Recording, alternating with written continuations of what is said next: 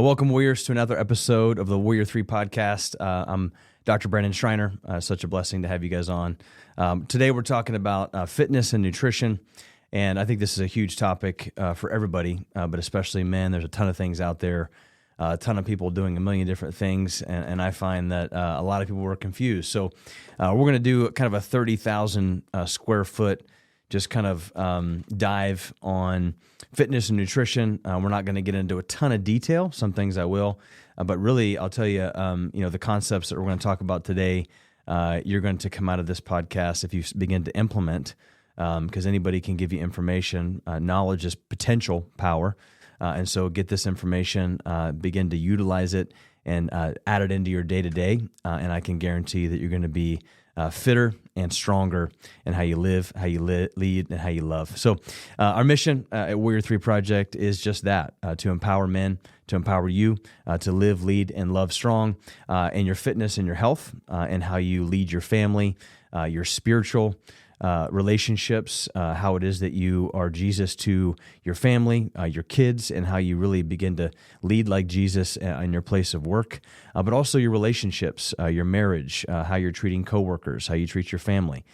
Do other people want to be led by you? And so those are great questions to ask yourself.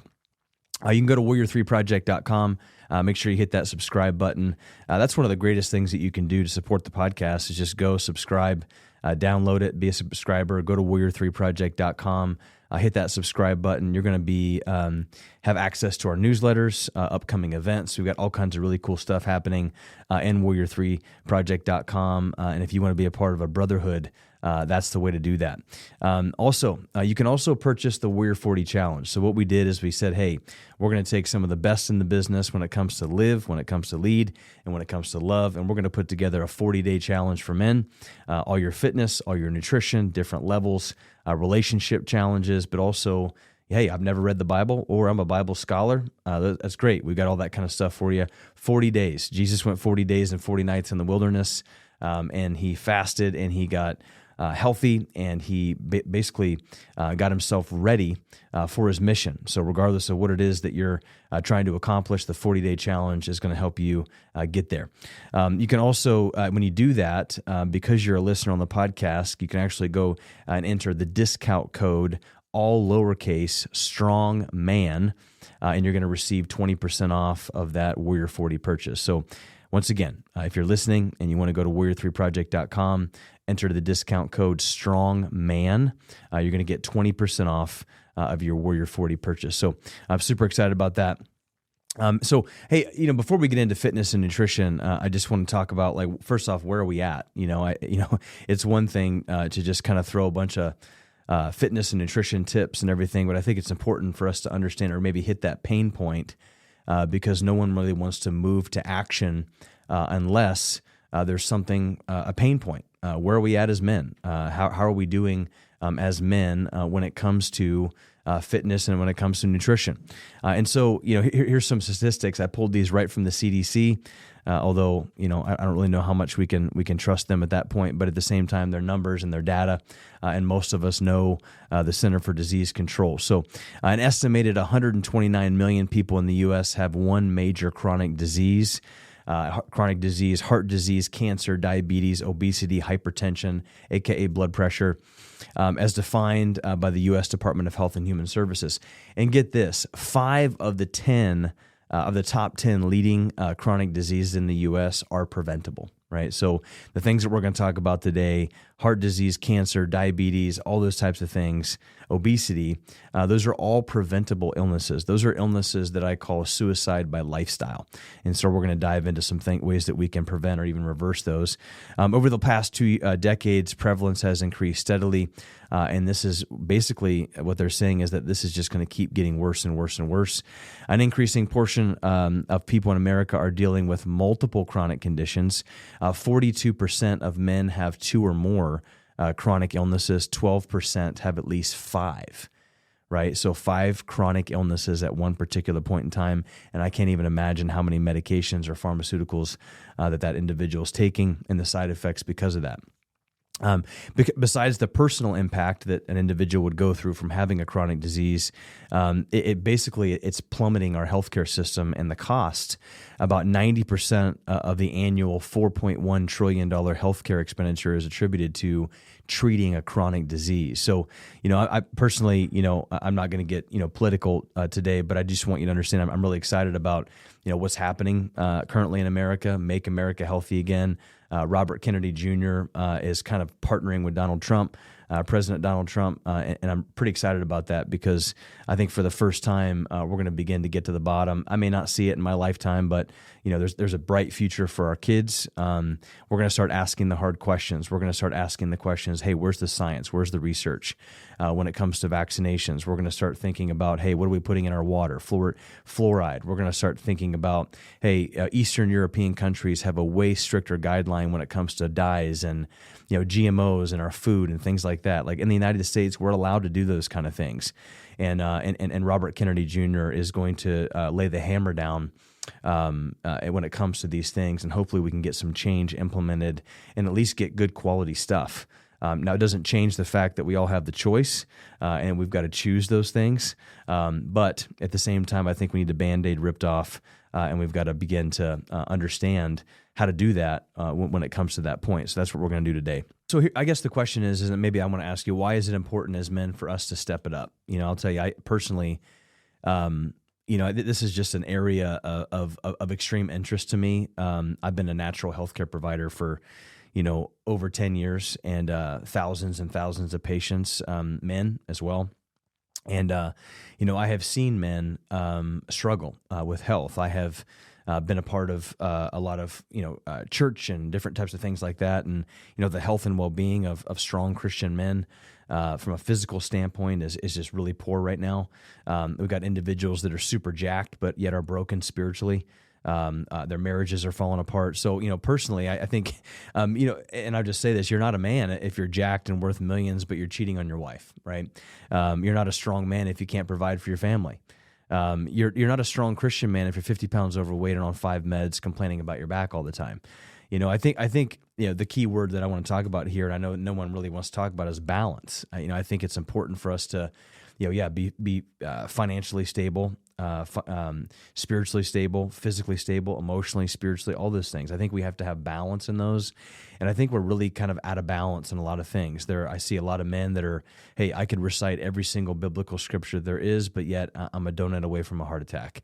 Individuals that I could literally, that are just jacked and 5% body fat, but yet it's all about me.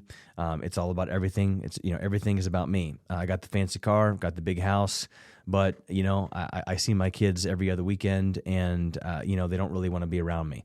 It's not a great place to be. And so at Warrior 3 Project, we're about trying to create balance in how we live and how we lead and how we love. So, I know people don't like that word, but here's the thing. I personally believe that you can be ripped, you can be really fit, you can love Jesus, you can provide endless opportunities for your family financially, and be married to one woman. I think it's possible. It is possible. It's hard work. Like I said before, the devil's main job in this world is to distract and discourage. And if you're a man and you're like, man, it's really difficult to be balanced in those things, I get it. I'm not the person who's sitting here perfect and don't struggle with certain things, because I do. But I just want you to understand it is possible for you to be in great shape, for you to be financially stable, for you to have a great relationship with the Lord, and to lead those underneath you in that way. But then also, have a great marriage. I find a lot of people in their 30s. I just turned 40. In the 30s and the 40s that are just kind of running around with their chickens with their heads cut off. They're trying to, chase the American dream, and then all of a sudden the kids are out of the house, and you look at your wife and you're like, man, who are you? We got to figure out a way to fall in love again. And a lot of marriages end in divorce around that 50-year mark, because your whole life has been about your kids and your job and your business and your mission, and you didn't have balance there. So we want to try to create that. And when it comes to balance, I like to order my life, and I would challenge you, if you're listening to this, like, are you ordering your life in this way? And if you're not, I would challenge you that you're probably not in the right order. I try to live my life, and it's very difficult, and there's a lot of gaps at times. But I really try to look at God, family, mission. Like this is the way that I want you to think about ordering your life. And so, when it comes to that, when it comes to the physical fitness side of things, and I'm, trying to really be balanced in those ways, God, family, mission. I love this verse. Why is it important for me to honor God by honoring my body? Why is it important for me to be a good example and a steward over my physical body, so that way I can help lead others? People should look at you men and say, "Man, what are you doing? What are you doing? Like you just seem like you're doing a lot of things well." That should open up your physical appearance, should open up opportunities for men to want to have conversation and say, "Hey man, can I, what are you doing? I need some help." And there's a lot of opportunities that can open there, a lot of doors that can open. And so 1 Corinthians 6:19 says, "Do you not know that your bodies are the temple of the Holy Spirit who is in you, whom you have received from God? You are not your own." And so if you're out there and you're, I would say, a Christian man, and you're not necessarily taking care of your body, I would highly recommend that you really dive into this scripture. And it just doesn't mean sexual immorality. It doesn't just mean, abortion and why it is that, we don't do that, or why we shouldn't do that. It's talking about our physical bodies, and that your body is not your body. Your body is basically on loan. It's kind of like a rental car or a lease. One of these days, you were given this body, and so we have to steward over it. We have to take care of it. We really don't get it. I guess we get a choice. You can do what you want, but there will be consequences for desecrating the temple that God has given you. So, that's from the God side of things. Like, why do I wake up in the morning? Why do I, think about what I'm putting in my body? Yes, I want to look good. Yes, I want to perform well. But I think from a Christian standpoint, and a man after God's own heart has to say, am I able to do the things that I need to do from a mission standpoint that God's called me to, or is my physical body holding me back? If this is the temple that God has given me, which it is, am I stewarding over that well? And if we can make excuses, the McDonald's and whatever. It's okay. I'll get a brand new body in heaven. It's a really crappy attitude to have. And as Christians, we've got to change that. Number 2 is family. This is John 10:11. It says, "I am the good," and this is Jesus, "I am the good shepherd. The good shepherd lays down his life for his sheep." Now, this is Jesus talking, so we're not the ultimate shepherd, but I am a shepherd over my family. I am the shepherd over the flock in my clinic. Like, I'm the shepherd. I'm the one who's leading them physically. I'm the one who's helping them stay away from wolves. I'm helping them stay away from toxic pharmaceutical drugs and making bad decisions. Now, I can't force them to do that, but in this particular context, I want you to think of you like you are a shepherd. Men, you are a shepherd over your home. You are a shepherd over your wife. You are a shepherd over your kids. If you're running a business, you are a shepherd over your employees. And so therefore, a good shepherd leads by example. Less talk, more doing. Are you a doer, or are you just a follower, or are you just like a hearer of the word? The Bible says, "Let us be doers of the word, not just hearers of the word." And so a good shepherd is somebody that can sacrifice himself for the betterment of others. And in order to do that, there comes struggle, there comes hardship. And I would even say we got to be a little bit tough. And so if you're not in the physical shape, mental, emotional standpoint to be able to be a shepherd, to take the blows for the betterment of your family, then we've got to step it up. Number 3 is mission. I love this, Matthew 28:19. "Therefore go," right? So that's the key word that I want you to think about, or the key part of this is go and make disciples of all nations, baptizing them in the name of the Father and the Son and the Holy Spirit. So basically, this is the Great Commission. Go. So hey, you are a shepherd. You have had an absolute life change. And now it's time for you to go and to do your job, which is to do whatever it is that God has called you to do. And so I find a lot of people have a hard time going. They have a hard time doing what it is that they want to do at the level they want to do it, and so therefore they have to cut corners. It's such a shame. It breaks my heart when I see a strong man that dies early of their God-given potential because of something they could have prevented.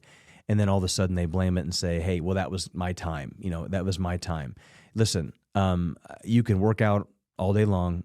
You can read every Bible scripture. You can be the best, strongest, whatever it is that you want to be, and you can walk across the street and die today. Like I get that. Like I'm not saying that, we're the controller of everything. That's not what I'm saying. However, I get really annoyed when I find and see Christians that are living suicide by lifestyle, horrible nutrition, 50 pounds overweight, they get cancer and die, and then they blame it and say, well, it was just my time. No, we did that. That's a physiological response that's happening within the body. We didn't steward over the temple that God has given us. We didn't take responsibility. We're putting responsibility onto somebody else. And so it's important for us to be healthy and fit so that way we have the opportunity to go. Take away the accidents, take away the things of like, hey, the fit 40-year-old that just died in a car accident had a great life. Like I can't tell you why God does that all the time. He does, and good and bad things happen to great people. But I'm talking about the individuals that are not necessarily doing their part, that die early before they have the ability to go. And so don't let that be you. So we're talking about fitness and we're talking about nutrition, but I wanted to kind of go through, hey, God, family, mission. Why is it important for us to take this into consideration and to be healthy? We need healthier men. And so I want to go through, really when it comes to fitness, I want to go through 3 rocks. So I want you to think about, I talk about this with my staff, and there's a really good book out there that if you're, in business, it's called Traction. And if you're looking for just kind of guidelines and ways to kind of model your company, that book is really good. And, it talks about like a mason jar, right? So your business is kind of like a mason jar. So, and here I'm talking about fitness, like this is the fitness mason jar. And we're going to talk about 3 rocks. So the 3 biggest things that are going to take up the majority of the space of that mason jar. I'm not going to talk about pebbles today. I'm not going to talk about sand today. There are a lot of things that you can do and tweak here or there, but I find that these are the 3 things that if you don't get these down, it doesn't really matter all the gimmicks and all the other things out there. These 3 things have to happen. So we're going to talk about those today. Number 1 is consistency. I get asked this quite a bit. Dr. B, you're always pretty fit. You're always pretty even keel. Like I don't ever see you kind of slipping, and I slip sometimes. I'll be honest with you. I'm not perfect, and I don't expect anybody to be perfect on here. I mean, that's Jesus's job, and he's flawless, and that's why we have a Savior. But the point is here is that you're not. The goal is not perfection, but I will tell you that you need to be consistent in your fitness. People want the quick fix. We were in a quick fix world. I purchased a 40-day challenge. I expect to have life-changing results in 40 days. Some of you will. Some of you need 120 days. Some of you need 40 years. Some of you need just consistent over the course of time for a long period of time in order for you to just kind of backtrack from the last 25 years of committing suicide by lifestyle. Everybody's got a different timeline, but we need to be consistent. And I think the biggest reason or why people are not consistent is because you're focused on the outcome, not the process. I'm really big on this right now that you need to fall in love with the process of fitness. You need to fall in love with the process of working out. You cannot fall in love with the outcome because maybe your outcome isn't going to be what you want it to be when you want it to be there. For instance, hey, I'm doing all the nutrition, I'm doing this, but I don't have the abs that I want yet. Fall in love with the process and who you become in the process versus focusing on the outcome. I tell patients that. Coming in with, 5 different medications, 50 pounds overweight, my back hurts, and I expect to be better right now. And I say, listen, I'm not your healer. We're just really good at removing interference, but I need you to fall in love with the process, or I'm going to help you fall in love with the process of being healthy. Of eating good food, of exercising, of waking up at the same time and going to bed and having a routine. Like there's an awesome opportunity to fall in love with that. And if you fall in love with the process, when the outcome doesn't always go the way that you want, you're still kind of on the consistency train. And that's kind of where I've been, over the last however many years, is that I don't always get what I want. I don't always, hit the mark. But because I'm in love with the process of trying to reach the mark, that's where every single day, I don't like hit the snooze button and say, you know what, I didn't get what I wanted, or I'm not where I want to be, so the heck with it. Swing through McDonald's and slug an Egg McMuffin and a massive coffee, and the hell with it. Like that's not a great way to live, right? So we've got to fall in love with the process. A couple like really kind of just things to help you with your consistency is I find men, when it comes to programming, like how many days a week should you work out, and this person's doing the 75 hard, and two workouts a day and 45 minutes a piece. I mean, it's just, some of it's just not. You're setting yourself up for failure because it's not something that you can be consistent doing. I'm going to do the Murph every single day for a year. Like, I'm going to do run a 5K every single day for 365 days. I mean, people are doing some really, really interesting things right now. So I'm going to talk to you about what I find and what helps to be consistent. We talk about this, in the Warrior 40 Challenge, and that's kind of how the Warrior 40 Challenge is laid out. Is 3 days on and 1 day off. I find that to be a very, very good and consistent schedule. So 3 active work days of, a fitness, however it is that you want to do that. And then 1 day off. So Monday, Tuesday, Wednesday, I would train. Thursday, I would be taking what we call in Warrior 3, an active recovery day. So maybe you go for a run. Maybe you just go on a hike with your kids. Maybe you, you go for a ruck, or maybe you go canoeing or biking. I don't care what you're doing, but you're not throwing weight around. You're not doing any kind of program per se. You're just playing. Like you're just having fun. Like I think we need to play more. I think we need to have more fun. I think fitness can be fun. Go to a Ninja Warrior course with your kids. Go to Hocking Hills or go to a state park somewhere and hike. It should be fun. This is a day where you're just kind of like, hey, I'm not following anything.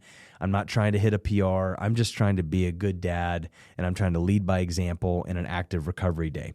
And I would also say that, 3 days a week, 3 days on, 1 day off, someone would say, well, that's a lot. And I would actually argue that the American College of Sports Medicine, I'm certified through National Academy of Sports Medicine. I'm also exercise physiology bachelor's. I was Division I strength and conditioning coach. So I kind of understand physiology, and I'm going to kick back on the American College of Sports Medicine's. Well, hey, 3 days a week of, moderate to high intensity exercise. I personally don't think that's enough for men.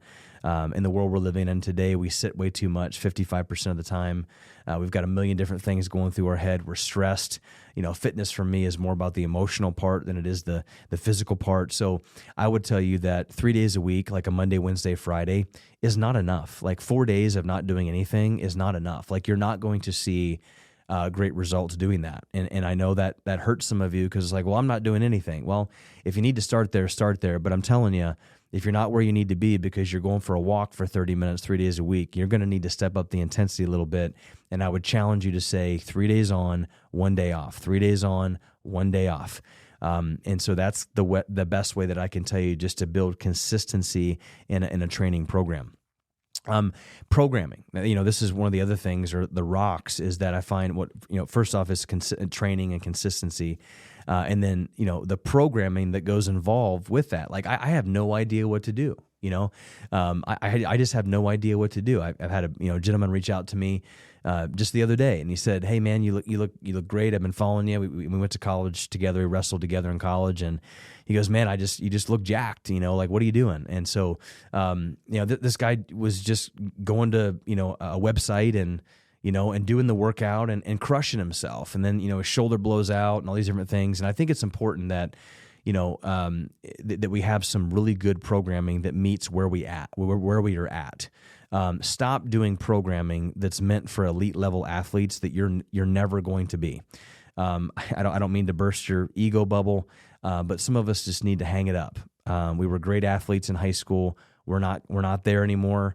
And the job for us is just to be a good, healthy, fit dad that stays alive to see our grandkids. That's the goal. So we're not trying to squat snatch 250 pounds anymore. Maybe we're not trying to run marathons anymore. I don't know. If you're there, you're there. But if you're not there, don't try to do programming from somebody who's there, who's pushing you through that. I love David Goggins, but there's a little bit of unhealthiness with that as well. And so we want to make sure that we're in a program that fits well for us. So in the Warrior 40, we've actually broken it down into 3 different levels: strong, stronger, and strongest. So if you've ever picked up a weight before in your life, it's body weight.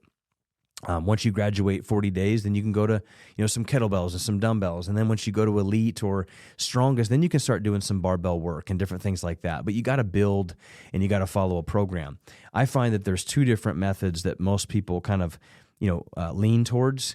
And it's what I call the hopper mentality and the bodybuilding mentality. So there's 2 different types of programs that people do.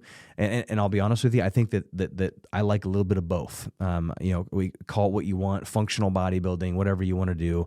I don't think that we should only just do burpees and pull-ups every day for the rest of our lives and then fall on the ground and die.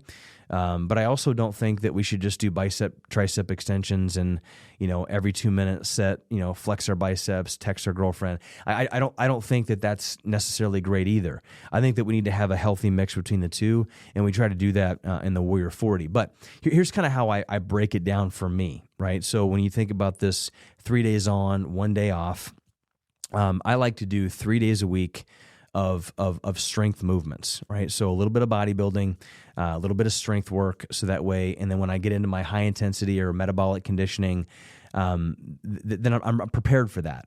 Some people are just not very strong. Some people need to squat more. Some people need to press more. Like some people just have no butt. Like if you don't have a butt, you're going to have knee problems. You're going to have back problems. You're going to have hip problems. So maybe you got to slow down, stop doing burpees and stop doing half air squats, and slow down and do a little bit deeper, a little bit more more periodization or bodybuilding or Olympic lifting kind of stuff. But I like to do it like this. So I like to set the clock. So if it's a Monday, normally it's my squat day on Monday just because Mondays suck. And I'm like, well, I might as well squat. And so I like to do 10 minutes of squats. So I set the clock every minute on the minute for 10 minutes. I'll start at a lighter weight, and every minute I'll just kind of build up. After 10 minutes, I'm done with squat. And then I'll go into my high intensity interval training that I'm doing on the Warrior 40. They take about 10 to 15, maybe 20, 30 minutes for the high intensity. I personally don't think that you should be in the gym any more than 30 minutes to an hour. If you are, you're probably talking too much, or you're just not working hard enough. And then the next day would be like a push day, right? So that could maybe be a bench press. I personally like dumbbell bench press. I like, shoulder pressing, things like that. 1 arm, 2 arm. Switch it up a little bit. 10 minutes, every minute on the minute. I increase in weight. I like to do anywhere from about 5 to 10 reps in those. And then once I'm done there, then I'll go right into my high intensity interval training. And then the next day for the week would be a pull day, right? So whether it be a deadlift or maybe a kettlebell swing or something like that, or a sumo deadlift to high pull or something. Every minute on the minute for 10 minutes, increasing in weight. So that way I build strength, and then I'll go into my high intensity interval training, 30 minutes. I rarely, to be honest with you, gentlemen, I rarely ever work out longer than 30 minutes. I've got 4 kids under the age of 10, and I heard it once said that, do you know what it's like to have 4 kids? Just imagine you're drowning and somebody hands you a baby, right? So like life is just a lot right now. And so I'm still in great shape. I'm less than 10% body fat, and I don't work out more than 30 minutes. My diet's in check, but that's what it looks like. So 3 days on, 1 day off, 10 minutes of strength with a squat, with a push, with a pull. I feel like it can be consistent that way. Start where you need to be at and gradually work yourself up. Recovery. This is like the last jar. Like this is the last rock that's in the fitness jar. And then we'll kind of go into some of the nutrition stuff. But recovery is important. I find that a lot of individuals are working out really hard, or you're just not spending enough time recovering, and you're injured. As a chiropractor, as somebody that deals with like a cause-driven approach, I find that most injuries are just self-initiated. I'm not stretching enough. I'm not mobilizing enough. I'm not taking good care of my spine, my nervous system. I'm not sleeping enough. I'm taking crappy Walmart supplementation. I'm just trying to skimp by. I'm working out, but I'm eating fast food all the time. Like, as you get older, I don't believe that as you get older, you should just fall apart. That's not the case. But I do believe that as we get older, you have to take a little bit better care of yourself because you can't get away with the things that you did when you were 18. when I was 18, 20 years old, I mean, I could just work out and then, party on the weekends and then do it all again on Monday. It just doesn't work like that. Like if you're over the age of 40 or even in your mid 30s and your joints are falling apart, like you got to clean it up. You got to put good fuel in the Lamborghini if you want to have maximum output. So recovery, I want to talk about, just sleep. I want to talk about some supplementation, and really just overall structural maintenance. And I, plug here, I'm a chiropractor, whether or not you come see me or not, and you're in, the Columbus area, whatever. But I do want you to understand that I do believe that chiropractic is on the cutting edge of cause-driven healthcare. If you're a guy out there and your shoulders hurt, your hips hurt, your knees hurt, your neck hurts, your back hurts, your last case scenario should ever be shots and surgery. I've had neck surgery. I've had 4 knee surgeries. I would do it all over again if I could find a structural-based corrective lifestyle chiropractor. They're not all like that. And so there are some really great chiropractors out there. If you're interested, you want me to find you one, just go to the website, send us an email, and I'll make sure that you and your family get plugged in with somebody who's going to lead you strong. And so the structural aspect of things, like just the maintenance of the body, getting adjusted. My wife's a chiropractor, so I get checked, and my doctors, other doctors in my clinic, they check me once a week. Obviously, I don't have to pay for it, but at the same time, it just keeps me at a level that not a lot of people are at. When it comes to supplementation, I get this a lot, and I just want to raise caution to the wind that I feel like this is a big thing right now. But here's what I want you to understand. If you're eating crappy food and you're not taking care of the fuel that you're putting in, don't do that first. If you could eat your food and that would be your supplement, then that's what we should focus on. That's why they call it a supplement. It should be a supplement to good food. It should be a supplement to good quality, whole, organic, grass-fed, wild-caught, good oils, not rancid oils, no sugar, like just good stuff, which is why I'm really excited, like I said, about, Robert Kennedy Jr. kind of stepping in because, look at the guy. He walks the walk. He eats that way, he lives that way, and, we need that kind of leadership right now when it comes to the health and well-being of our country. So I'm going to go through a few staples of just from a performance standpoint, and then I'm going to go through like what I call the core 5. So a few things that I take on a regular basis. So like the 4 things that I take for performance, but also could be just overall health and wellness as well, right? Number 1 is a grass-fed bone broth protein. So after every single workout, I do about 25 to 30 grams of a grass-fed, wild-caught, grass-fed. You don't catch cows, but grass-fed bone broth protein. A couple of reasons. One, grain-fed animals, they're toxic. They are going to have a lot more antibiotics, and they're fed grain. So the omega-3 to omega-6 fatty acid ratio is going to be all over the place, and you're basically taking away the whole point of taking protein and eating healthy because you're getting a massive boost of inflammation. So make sure you're taking 100% grass-fed whey. And I say bone broth because I would actually tell you that most men that are listening to this, you probably have gut microbiome, aka interstitial kind of inflammation, leaky gut that you don't really know you have. A couple of ways that you can tell if you have this or not. If you get tired a lot, if you crash in the middle of the day, if you're depressed or anxious, or 90% of the body's serotonin or the brain's serotonin is produced in the gut. Skin issues, psoriasis, acne, any kind of big skin problem is a gut problem, not a skin problem. Hey, I don't have normal bowel movements. Like I don't go to the bathroom much at all, or I just I could poop through a screen door. Like those are issues with your gut. And so bone broth, whey, can be very, very toxic to a body that's got gut issues. So whey is taken out of bone broth, and you basically get all the the amino acids and all the protein that you need, but you just don't have the dairy or the casein that you would get from a regular cow's milk. So grass-fed bone broth protein. Number 2, I like to do a greens powder. I use Thorne's greens powder, just a quality greens. I don't eat a ton of greens as much as I did anymore that I used to. I kind of eat more lower glycemic index fruits, lots of fats, lots of proteins, a little bit of greens here or there. But a good greens powder, to put in your shake or your smoothie is really good to do. You got a lot of micronutrients in there, antioxidants, things, during the wintertime, which I would argue that, are we supposed to eat vegetables in the wintertime? I mean, it's a frozen wasteland out there right now, and, there aren't a whole lot of greens, right? So as a hunter-gatherer society, were we supposed to eat greens? Or were we supposed to live off of organ meats and fats and nuts and things like that we've stored up? So just something to think about. But greens powder, really good to do to supplement within. And then what I like to do is a branched chain amino acid. And BCAA, right? So branched chain amino acid, this is what I'll actually put in my, like a pre-workout. So I'll do a scoop of branched chain amino acids. I'll do a scoop of creatine, about 5 grams of creatine, and then I'll do a scoop or a packet of Element or LMNT, electrolyte packet, which I'll talk about all those in detail. But branched chain amino acids. Basically, a branched chain amino acid from a definition standpoint is any type of amino acid that has a chain that branches off to one side, a branched chain amino acid. This includes 3 amino acids, leucine, isoleucine, and valine.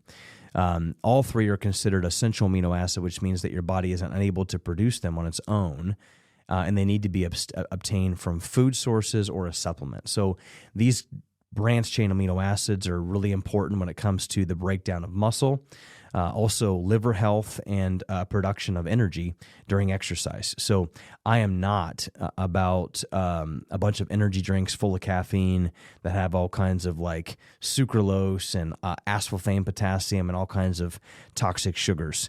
A black cup of coffee before you work out, a little bit of caffeine, do some branched chain amino acids, and it's really, really good for muscle recovery. And then the creatine. Creatine is getting quite a bit of a hype these days. Joe Rogan's talking about it. When Joe Rogan talks about it, everybody talks about it, which is pretty cool. But, creatine, it used to be kind of like for the big guys. You did it in high school and you wanted to, put on weight to get jacked. But really, creatine is good for, muscle building qualities, but it's also good for cognitive health. If you're not sleeping well, it's just good for just the brain. I personally believe that everybody should be taking about 5 grams of creatine a day. But what is creatine? So creatine monohydrate is a peptide that is made from amino acids, basically the building blocks of protein. So you can't have a quality protein unless you have the building blocks of protein. It is a form in the liver. It is formed in the liver, the pancreas, and the kidneys, mostly with the help of amino acids, glycine and arginine. So it's something that you would naturally get through like meat and different things like that, but it's really good to supplement, especially if you've got liver congestion, and different things like that you're not able to produce it properly. A couple things that I want to talk about that creatine helps with. Number one, it helps with protein synthesis, which is it helps in lean muscle mass, just your ability to produce lean muscle mass. I've actually seen women in the office that have been working out for years. All of a sudden, 5 grams of creatine. I'm like, dude, what are you doing? I just started taking creatine. I'm leaning out like crazy. Protein synthesis is super important. And so about 5 grams of protein helps with the protein or the breakdown of muscle to help it build back up effectively. Obviously improves strength and performance. It helps in muscle recovery. It also boosts brain health. Creatine offers like neuroprotective properties, which helps in cognitive enhancement, such as alertness, concentration, and intention. Which, if you're out there and you struggle to focus, about 5 grams of creatine, like after your workout in the morning, it's better than Adderall on all different levels, right? It may improve your heart health. This was a creatine study that shows that it has cardioprotective properties. It actually might help protect the blood vessels of the heart, and is shown to support increased endurance and anaerobic capacity. So anaerobic meaning oxygenated cardiovascular capacity, so your ability for your heart to be able to function and pump blood to your body effectively. It also may help improve bone density. So a lot of people over the age of 50 or 40 going through different type of hormone things, creatine is a great way to do that. I talked about LMNT or Element. Really, really awesome supplementation. And I think a lot of people kind of stay away from it because they're like, oh, it's too much salt in that. Salt is actually really great for you, and we don't get enough salt. But here's the deal. This supplement or this element supplement was designed for individuals who are eating a really good, clean, high protein, low sugar, and an unprocessed diet. Which an unprocessed diet doesn't have a lot of salt. So you need to have a little bit more salt in your diet when you do this. So if you're living off McDonald's French fries, and you're basically drinking beer, pizza every night, like having some element might actually increase your sodium levels too much. You might start to, swell a little bit. But if you're eating a good quality diet, like all of us should be doing, based upon what I talked about today, on the why behind taking care of your body, then we need to actually have a little bit more salt in our diet than what we think. And especially if you're exercising and you're sweating and you're not having a diet full of junk and complex carbohydrates and processed food, then you're going to need to have a little bit better 3-to-1 ratio of sodium and potassium. And so sodium and potassium pump within the body. Like this is just, high level physiology, but there's a sodium potassium pump in your body, and it's a life sustaining protein pump that's vital for our neurons and our cell membranes. If anything happens to the ratio of that sodium potassium pump, it has a huge deal to do with blood pressure, has a huge deal to do with just overall swelling and coronary heart disease and all that kind of stuff. So a 3-to-2 ratio of sodium to potassium is very, very important. And in that element packet that I put in with my creatine and my branched chain amino acids is a great way in the morning, kind of as I'm working out or before I work out, while I'm having a cup of coffee, in God's Word, prepping for the workout is just a great pre-workout. The last thing I'll talk about here when it comes to recovery from a supplement standpoint or just overall health, I call it the Big Five. This is something that I take every single day, whether or not I'm working out or not. It's just for overall health, and I say that because these are things that you can't get through your diet, even if you're eating an impeccable diet. Like I have a really good diet. My kids have a really good diet. My wife, and our patients, they have a great diet. Why do you still want your patients to take these? Why do I want men to take these? The Big Five. Number one, an omega-3 fatty acid. You cannot eat enough wild-caught fish and things like that to have a proper 2-to-1 omega-3 to omega-6 ratio of fatty acids. So a wild-caught, sardines, anchovy, kind of oil, krill oil, really good for anti-inflammatory properties, achy joints, things like that. Vitamin D3. It's great for the immune system. Most of us don't spend enough time outside, direct sunlight on the skin, and so we need to make sure we have vitamin D3. A good probiotic. I would just say most of us don't absorb the food that we're bringing in. We're just basically undigested food, and we're not getting nutrient transfer. Our guts are leaky, so a good probiotic helps to just kind of seed and make sure that we've got the good amounts of good versus bad bacteria. B vitamins. B vitamins are just super important for energy production within the body. Back to 5th grade science, you got the citric acid cycle, and that B vitamin kind of feeds that wheel of ATP and energy production. So without B vitamins, it's really difficult for your nervous system to do what it needs to do. And then magnesium glycinate, which is the best form that you can get of magnesium. It's good for neurology. It's good for muscle recovery. It's good for your brain. Most individuals are deficient in these things. So if you're going to supplement with something, make sure it's their high quality supplementation, and make sure that you stick to these 5.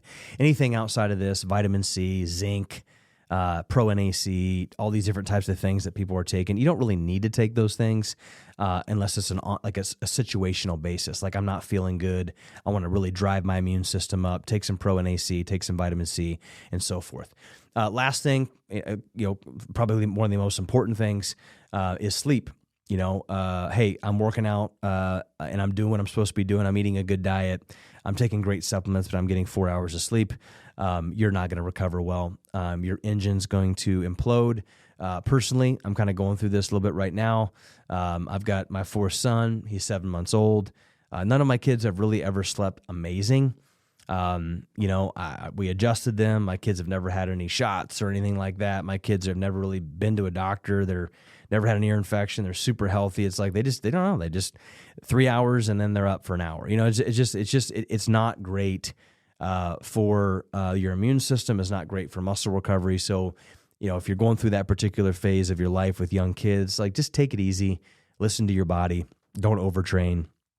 Still train, but don't overtrain. But if you're out of that season, make sure that you're getting 7 to 8 hours of good quality sleep. Just because stress and it affects the body. One study showed that sleep-deprived men have impaired glucose metabolism, decreased testosterone, and increased afternoon cortisol. Which basically, if you have decreased testosterone and increased cortisol, your sex drive goes down, your body fat goes up.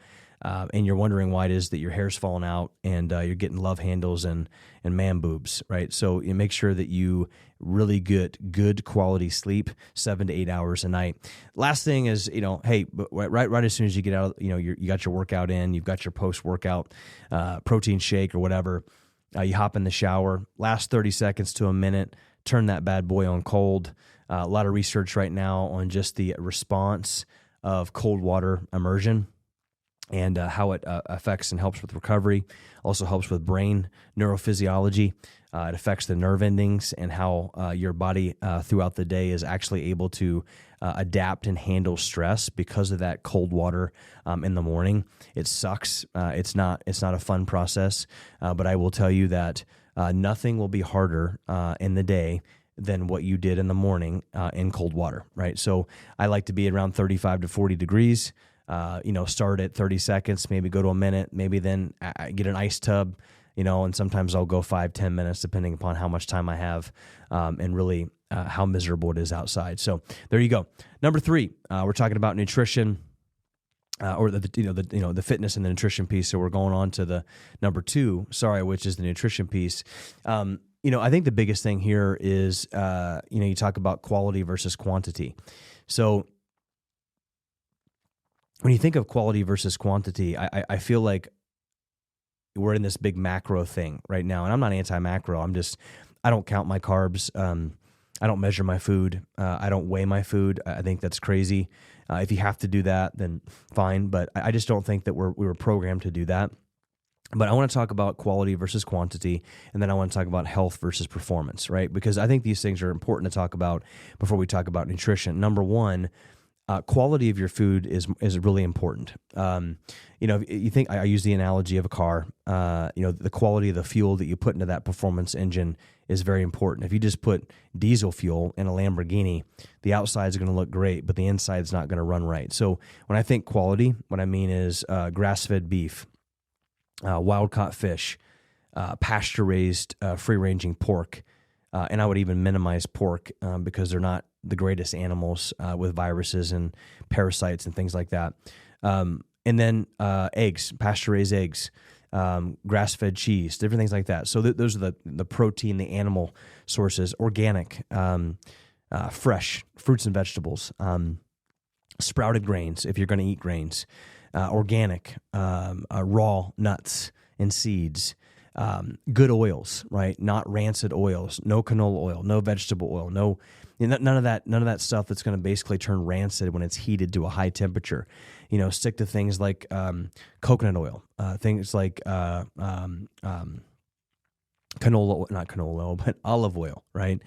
Things like what's the other one? Avocado oil. That's the other one. Avocado oil. So the thing with olive oil is that you don't want to use olive oil and cook with it. Like you want to use avocado oil for that. You want to use olive oil raw. It has a pretty low melting temperature, so when you hear that, see that big steam, it's turning rancid, and that can turn into free radicals and cancer. So I think that just kind of sums up the quality standpoint. But I feel like a lot of people, especially maybe even in the bodybuilding or the performance world, is that, hey, I got my macros, I'm doing 60% protein, 30% this, 10% that.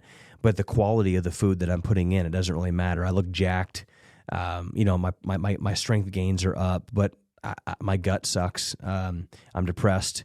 And then 10 years down the road, I get cancer, right? So I think these are the things that you never want to sacrifice your health for performance, which is what I'll, kind of go into next, is if you only want to perform well and you only want to look great, then cheat, like take steroids or something. Like, I'm not condoning that. I'm just saying that if your only goal is to perform better, then you're going to do whatever it is that you have to do that. But I will tell you this, if your goal is health, like if you're doing the things necessary to be healthy, you're always going to perform better, right? So when I find that athletes are like, hey, I'm going to watch my macros, I'm going to take supplementation, I'm going to work out hard, but I'm never going to sacrifice the quality of what I'm putting in my body for just the quantity, I find that these athletes can do amazing things, and individuals, men like you and I, can do awesome things at a high level for a way longer time versus the person who just did it for, hey, it's all about performance. It's just, quantity, whatever it is.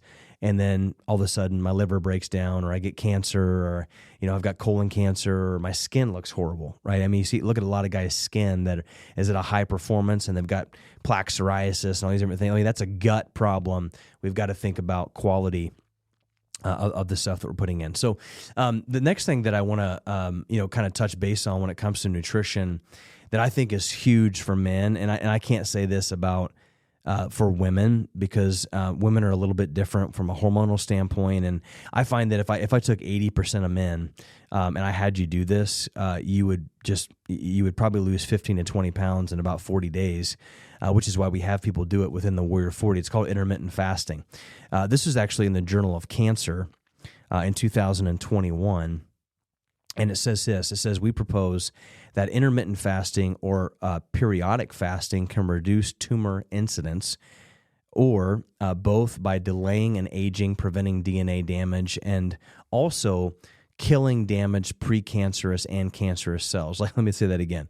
So intermittent fasting and then periodic fasting not only decreases the incidence of tumor production, but it also increases your ability for your body to kill it, and then precancerous and cancerous cells. This always makes me want to scratch my head of why it is that cancer institutes in the United States at hospitals don't have patients do this. It came from a medical journal. It's right here. It was probably written by medical professionals, but we're not doing it, right? Chemotherapy, radiation, and then, hey, go drink Ensure, to get your weight back up full of junk. It's pretty disgusting, actually. But intermittent fasting, what does this look like for men? A couple reasons why I like it. Number one is it's effective and it's simple. I find that men are a little different than women. Got to keep it simple. Number two, I think it's very cost effective. When we're going to have good quality food, we're not going to have to eat as much. And we've got windows in there, and we just got to have a little bit more self-control. That's the hard part. So, for example, let's say you eat dinner at 7 o'clock. You're going to start your fasting window at 11 a.m., and you're going to do 8 hours of eating until 7, and then you're going to fast 16 hours around the clock. So, for instance, typical day for me is I eat dinner around 7 o'clock, 6, 7 o'clock. And it varies, because I'm a chiropractor and I have later hours on certain days, and, coaching wrestling and things like that. Sometimes we have to eat, a little bit earlier, 5:30, 6, depending upon the day. But generally, 10 to 6 for me, right? So I wake up in the morning, 5:15.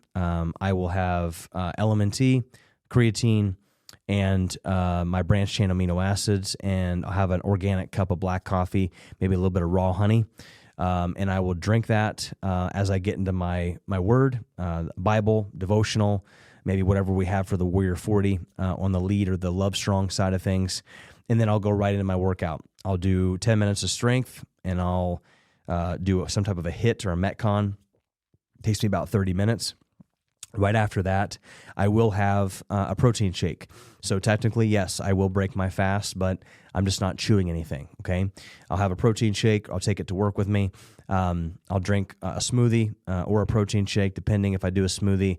Then I'll wait until 10 or 11 to have the rest of it. Then I'll snack on things like a Granny Smith apple, nuts, almond butter. I love to do like chomp jerky sticks. I just killed my son, my 7-year-old, just harvested his first deer. I was super excited about it. So we got jerky sticks and, steaks and all kinds of stuff. And so we're just snacking on jerky sticks all day, right?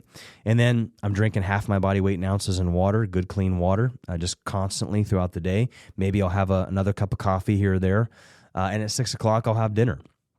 I'll have 4 to 6 ounces of chicken, fish, or steak, natural, wild caught, grass fed. And I'll have maybe a sweet potato or some broccoli or whatever like that. Not a ton of cruciferous green leafy vegetables, maybe a piece of fruit, and then that'll be it. And then what I'll do is I'll have water.